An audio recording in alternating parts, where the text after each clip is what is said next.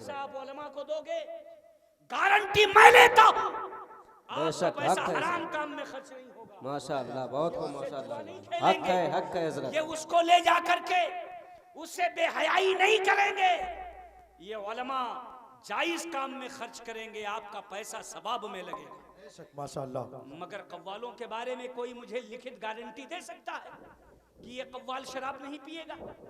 एक नहीं पीता, दो चार नहीं पीते होंगे, मगर मशहूर कव्वालों की आप फहरिस्त निकाल लो, जी जी जी, वो बगैर शराब पिए स्टेज पर नहीं चढ़ते। बेशक बेशक हक है मुफ्ती साहब किबला, बातों में सदाकत है। स्टेज पर आते जी हैं जी जी, और स्टेज पर आने के बाद ओल फोल बकते हैं, ऊल फोल बकते हैं, और बहुत लोग तो इतने गए गुजरे होते हैं कि औरतों को बुला लेते हैं कव्वाली में। औरतों को बुलाया, उसे सजा संवार करके स्टेज पर बिठाल दिया, स्टेज की जीनत बना दी। अब यहाँ जवाबी कव्वाली हो रही है, बहुत बड़ा उर्स कर रहे हैं, ये जवाबी कव्वाली है।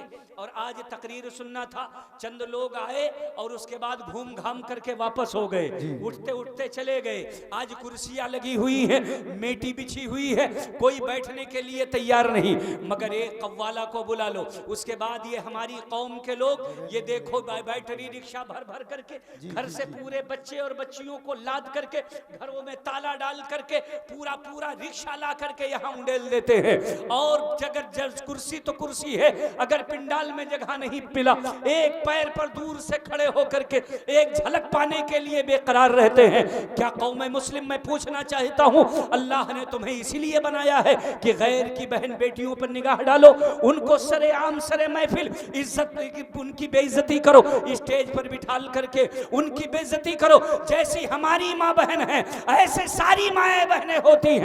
हमारी कौम तो वो है, हमारा मजहब तो वो है कि मुस्तफा जाने रहमत ने अगर किसी को नंगे सर देखा तो अपनी चादर अता फरमा करके उसके चेहरे के ऊपर, उसके सर के ऊपर रुबट्टा अता किया है। हमारे नबी ने अपनी कौम को ये नहीं बताया कि आप स्टेजों पर भी ढाल करके औरतों के सरों से रुबट्टा उतरवाइए। वाह भाई वाह, नारे तकबीर, नारे रिसालत या रसूलुल्लाह। जोर से जवाब दे ताकि नींद अगर लग रही हो तो खत्म हो जाए। नारे तकबीर, नारे रिसालत, मसलके आला हजरत मुफ्ती सुहेल अख्तर साहब क़िबला मिसबाही। नारे तकबीर, नारे रिसालत। ये हमने और आपने क्या प्रोग्राम बना रखा है? उसके बाद हम और आप कहते हैं कि जालिम हमारे ऊपर मुसल्लत है, हमें कहीं वक़ार नहीं मिलता है, लोग हमें गालियां देते हैं, समाज में हमें दबाया जाता है, कोई हमारा सुनने वाला नहीं है। अरे सुनने वालों को आपने खुश ही कब रखा है? दुनिया जानती है मुसलमानों से ज्यादा सुनने वाले किसी के पास नहीं। कोई किसी को सुनाता है, कोई किसी को सुनाता है, मगर मुसलमानों के सुनने वाले बहराइच में सैयदे सालार हैं, अजमेर में ख्वाजा पिया है, कलियर में हजरत वारिस पाक है, देवा में मखदूम पाक है, मसौली शरीफ में सरकाराने मसौली हैं। हम जब भी पुकारते हैं तो हमारी सदा गौसे पाक सुनते हैं। कौन कहता है कि हमारा कोई सुनने वाला नहीं है? हम किसके पास फरियाद लेकर के जाएं? हम किससे दिल का दुख कहें? हम किसको अपना दर्द सुनाएं जो हमारी मदद करे? मियाँ तुम्हारा दर्द सुनने वाले पूरे आलम के आका, कायनात के दूल्हा, अहमद मुज्तबा, सैयदुल अंबिया वो मौजूद हैं। हम यहाँ से पुकारे, वहाँ वो सुने। मुस्तफा की समाअत में लाखों तकबीर, नारे रिसालत, मसलके आला हजरत जश्न ईद मिलादुन नबी मुफ्ती सुहेल अख्तर साहब क़िबला मिसबाही। नारे तकबीर, नारे रिसालत। और आपसे ज्यादा किसके पास सुनने वाले हैं? और जो हमारे और आपके सुनने वाले हैं उनसे बड़ा कोई पावरफुल नहीं। मगर एक नेता को सुनाने के लिए लोग जाते हैं तो उसके की बात मानते हैं, उसका कहा मानते हैं, उसकी खिदमत करते हैं, नजराना शुक्राना पेश करते हैं, शहद और घी लेकर के जाते हैं। बिल्कुल हक फरमा रहे, नेता के मिजाज में ढल जाते हैं तो नेता उनकी सुनता है। नेता वो भी जाहिल होते हैं, वो भी जाहिल होते। अगर तुमको सुनाना है, मुस्तफा को सुनाना है तो सुन्नत में ढल जाओ। जरा सब लोग हाथ उठा के बोलो सुभान अल्लाह। सुभान अल्लाह, सुभान कौन अल्लाह, कहता है हमारे मददगार नहीं? वाह वाह वाह। कौन कहता है कि हमारा सहारा नहीं है इस दुनिया में? मुस्तफ़ा जाने रहमत हमारे लिए तशरीफ क्या लाए। कहने, सुभान अल्लाह, सुभान आकाए करीम अपने गुलामों पे करम फरमाते हैं, मगर आमाल तो वैसे बनाओ, नबी के तरीके पर चलो, मुस्तफ़ा की सुन्नत को फॉलो करो।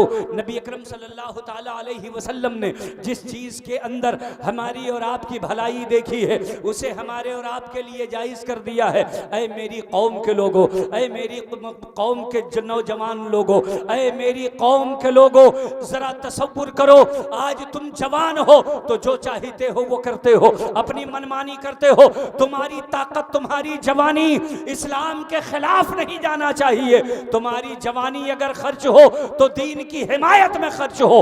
क्या तुमने देखा नहीं कि जब हमारी कौम में हजरत अली जैसे जवान थे तो हमारा आलम यह था कि दी अज़ानें कभी यूरोप के कलीसाओं में, कभी अफ्रीका के तपते हुए सहराओं में, शान आंखों में नजरती थी जहादारों की, कलमा पढ़ते थे हम छाओं में तलवारों से। बेशक बेशक, सुभान अल्लाह। नारे तकबीर, नारे रिसालत, मसलके आला हजरत जिंदाबाद। मुफ्ती सोहेल अख्तर साहब किबला, जिंदाबाद। नारे तकबीर, नारे रिसालत। सुभान अल्लाह, सुभान तुमको अपनी जवानी पे नाज है, अपनी ताकत पे नाज है, अपने बाजुओं की कुव्वत पे नाज है, तुम्हें अपने दिलेरी पे नाज है। मेरे भाइयों, आपको नाज है तो नाज करो वैसे जैसे हजरत अली ने नाज किया था। ताकत पे नाज था, बहादुरी पे नाज था, दिलेरी पे नाज था, तो इस्लाम की हिमायत के लिए कभी आगे पीछे नहीं देखते थे। जब भी जरूरत होती थी हजरत अली उठ खड़े हुआ करते थे, दीन की हिमायत के लिए निकलते थे। उनकी ताकत दीन के काम आई है। ऐ नौजवानों, अगर तरीका सीखना है हजरत अली से सीखो। तुम्हें अपनी दौलत पे नाज है, तुम अपने वक्त के बहुत बड़े रईस हो, तुम अपने वक्त के बहुत बड़े सेठ हो। मुंबई में तुम्हारी दुकानें चलती हैं, तुम्हारी दुकानें दिल्ली में चलती हैं, तुम बहुत बड़े रईस हो, मगर अपना पैसा, अपने पैसे पे नाज करना है तो सीखो तरीका हजरत उस्मान गनी से। उनसे बड़ा कोई सेठ नहीं था, उनसे बड़ा कोई रईस नहीं था, उनसे ज्यादा कोई पैसा वाला नहीं था। वो शाही थे, जिस तरफ गुजरते थे दौलत के अंबार लगे रहते थे। उनको आज तक उस्मान गनी कहा जाता है। उन्होंने अपना पैसा खर्च किया। आप पूरी जिंदगी उठा करके देख लीजिए, एक पैसा भी दीन के खिलाफ नहीं, अगर खर्च किया है तो नबी के कदमों पे खर्च किया है। मुसलमानों के लिए उन्होंने बीरे रूमा को खरीदा और मुसलमानों को वक्फ फरमा दिया। कहा ये कुआं हमने खरीदा है, यहूदी का कुआं था, उसी कुएं का मीठा पानी था, बाकी मदीना में तमाम कुओं का पानी खारा था। बीरे रूमा जिसे कहा जाता है, हजरत उस्मान गनी ने अपनी सेठापा को वहां दिखाया और पूरा का पूरा कुआं खरीद कर मुसलमानों के लिए वक्फ। आए है, वाह वाह वाह वाह, बहुत खूब, जिंदाबाद जिंदाबाद, माशाअल्लाह कुआं मदीना माशाअल्लाह। शरीफ में आज भी मौजूद है। हजरत उस्मान गनी के नाम पर है वो कुआं। और देखिए हजरत उस्मान गनी ने अपने पैसे का इस्तेमाल कहां किया। जब जंग उसरा हुई, जंग तबूक, लोगों के पास खाने पीने का पैसा नहीं था, आम लोग फाका कशी कर रहे थे। एक एक खजूर को 70-70 सहाबा चूस कर पानी पीते थे। उस वक्त हजरत उस्मान गनी ने 3000 दिरहम रसूलुल्लाह की खिदमत में पेश किया और 300 ऊंटों को मां साजो सामान मजहब इस्लाम के हवाले किया। ये तो दिन में था, रात में जब आए तो 300 दीनार फिर अपनी आस्तीन में छुपा के लाए, चुपके से हुजूर को दे दिया। ये हजरत उस्मान गनी है। आज भी सऊदी अरब में बाज़ाब्ता बैंक में जिसका खाता मौजूद है वो हजरत उस्मान गनी की ज़ात। माशाअल्लाह माशाअल्लाह। आज भी एक खाता मौजूद है मुसलमानों की मदद के लिए। मेरे भाइयों, अगर दौलत अल्लाह ने दी है तो हजरत उस्मान के नहज पे खर्च करो, हजरत उस्मान के तरीके पे खर्च करो। जैसे हजरत उस्मान गनी ने खर्च किया था, कभी दीन को डुबाने के लिए खर्च नहीं किया, दीन के खिलाफ खर्च नहीं किया। ऐ मेरे नौजवानों, अल्लाह ने आपको जज्बा दिया है, आप यतीमों की मदद करो, आप कमज़ोरों की मदद करो। कोई गरीब अगर परेशान हाल हो और दवा के इलाज ना करा पाता हो तो आपकी कमेटी उसका इलाज करवा दे, वो पैसा आप बच्चियों की शादी पे खर्च कर दो। कहीं कोई परेशान हो, कोई बेवा हो गई हो, उसकी मदद के लिए आप निकलो, ताकि आपकी दुनिया भी कामयाब हो, आखिरत भी कामयाब हो। कव्वाली जायज़ नहीं है, मसलके आला हजरत में आला हजरत ने इसे हराम करार दिया है। उसकी वजह यह है, उसकी वजह यह है, बहुत से लोग इसे महफिले समा से नाम देते हैं, कहते हैं महफिले समा तो बुजुर्गों के ने जायज़ करार रखा है, महफिले समा जायज़ है। मैं कहता हूँ हाँ जायज़ है, मगर महफिले समा के शराइत आपको मालूम है क्या? आप उन शर्तों पे पूरा उतरते हैं। महफिले समा यह है कि पढ़ने वाला भी बावजू हो, सुनने वाला भी बावजू हो। इसकी ये कैद लगाई गई है, पाक पास महफिल में पाक पास लोग बैठे, उनकी नमाजें कज़ा न हो, बावजू होकर के बैठे। और बताया है पढ़ने वाले तो पढ़ने वाले हैं, सुनने वालों में कोई बगैर दाढ़ी वाला अमरद लड़का भी ना हो, चे जाए औरतें और लड़कियां हो, मखलूत मजमा ना हो। क्या आप यही तरीका अपनाते हैं? क्या आपके भीड़ भाड़ में औरतें शामिल नहीं होती हैं? क्या मर्द और औरत की जमातें अलग अलग होती हैं? और हद तो ये हो जाता है कि जहां पर ये मना किया गया है कि महफिले समा ये है कि सुनने वाले बावजू हो, पढ़ने वाले बावजू हो, सबके सब शरीयत के पाबंद हो, सबके सब नमाजी हो, सबके सब अल्लाह का जिक्र करने वाले हो। कोई भी ऐसा ना हो जिसके चेहरे पे दाढ़ी एक मुश्त से कम हो, वो सब दाढ़ी वाले हो। और पूरी महफिल में कोई ऐसा लड़का भी मौजूद ना हो जिसे अमरत कहा जाता है, यानी जिसके चेहरे पे दाढ़ी ना निकली हुई हो। ऐसा छोटा बच्चा भी उस पूरी महफिल में हाजिर ना हो। जब ये शर्तें हैं तो क्या औरतों को स्टेज पर बिठाल करके उनसे तुम महफिले समा सुनते हो? उसे महफिले समा कहा जा सकता है? मियां, ये निगाहों की ज़िनाकारी है, महफिले समा नहीं हो सकती है। नारे तकबीर, नारे रिसालत, मसलके आला हजरत, जश्न ईद मिलादुन नबी, मुफ्ती सुहेल अख्तर साहब क़िबला। नारे तकबीर, नारे रिसालत। अपनी हवस वाह वाह वाह, और जिंदाबाद। अपनी दिल की लाहो लईब के लिए आप इस तरीके की महफिलों का इनेकाद करें, ये किसकी कौन इजाजत देता है?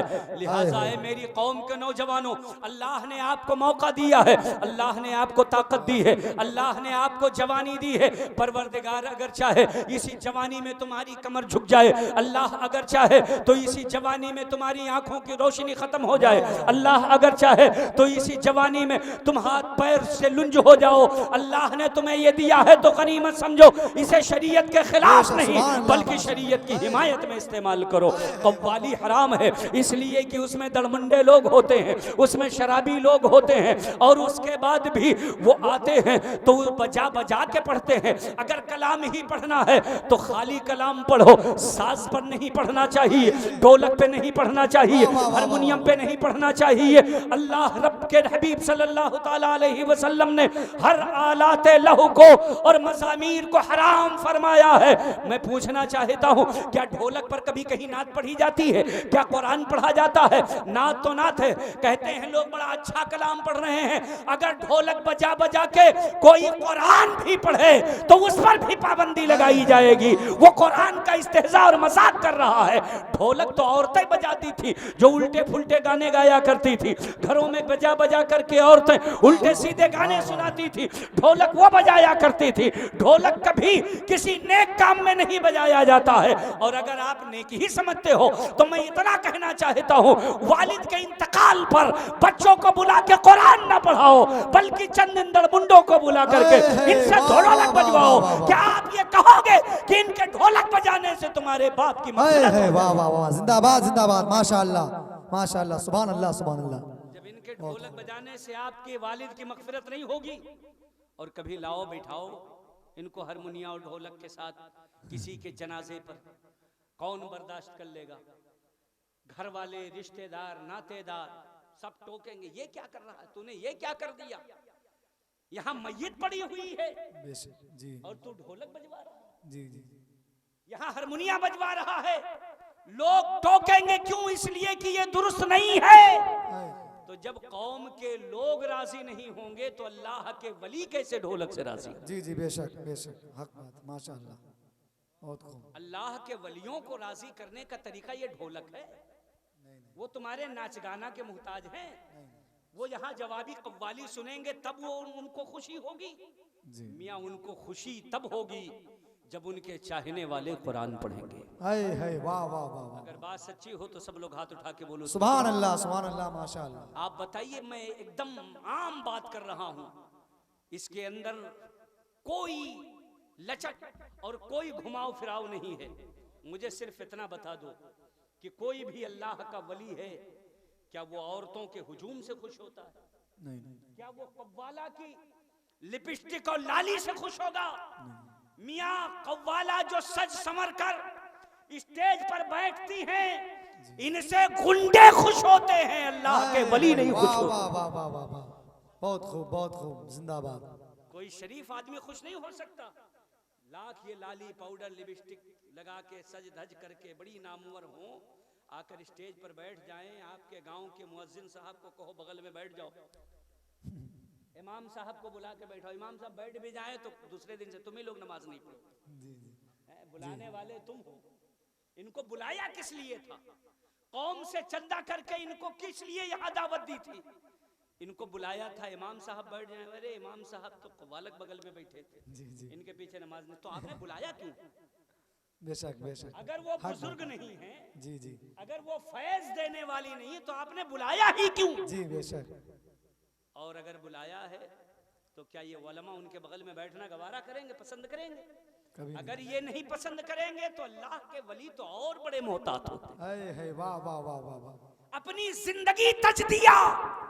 हजरत साबिर पाक ने शादी नहीं की। बेशक, अल्लाह के महबूब बंदे, उन्हें फुहाशी से इतनी नफरत होती है और तुमने उनके मज़ारात पर उनके मज़ार का नाम लेकर के, उनका उर्स का नाम लेकर के इसकी हुर्मत को पामाल कर दिया। जब अल्लाह के वली उससे खुश नहीं होते, ये आप बताओ कि सवाब के लिए ये सारा काम करते हो तो क्या सवाब इसी में है? कौम से चंदा लेते उर्स करने जा रहे हैं, उर्स करने जा रहे हैं, आदमी भी दे देता है 150 रुपया दे दिया, 1 लीटर दूध अपने बच्चे के लिए नहीं मंगाया, अपने बच्चे का पेट काट करके आप लोगों के जोर दबाव पर 500 रुपया दे दिया, 1 जोड़ा कपड़ा नहीं सिलाया, जी जी, अपने बच्चों को घुमाने नहीं ले गया, उनका पेट काट करके आपको चंदा दिया इसलिए कि इससे हमको सवाब मिलेगा। जी, आप जिम्मेदारी लेते हो, उसके 500 रुपया के बदले क़यामत में सवाब दिलाओगे? सवाब के मौके पे खर्च किया उसका पैसा, 100, 50, 10, 20, 100, 2, 400, 1000, 2000 आपने लिया है, उसको आखिरत में सवाब दिलाने के लिए, नफा पहुंचाने के लिए। बेशक, मैं पूछना चाहता हूं, गारंटी लेते हो?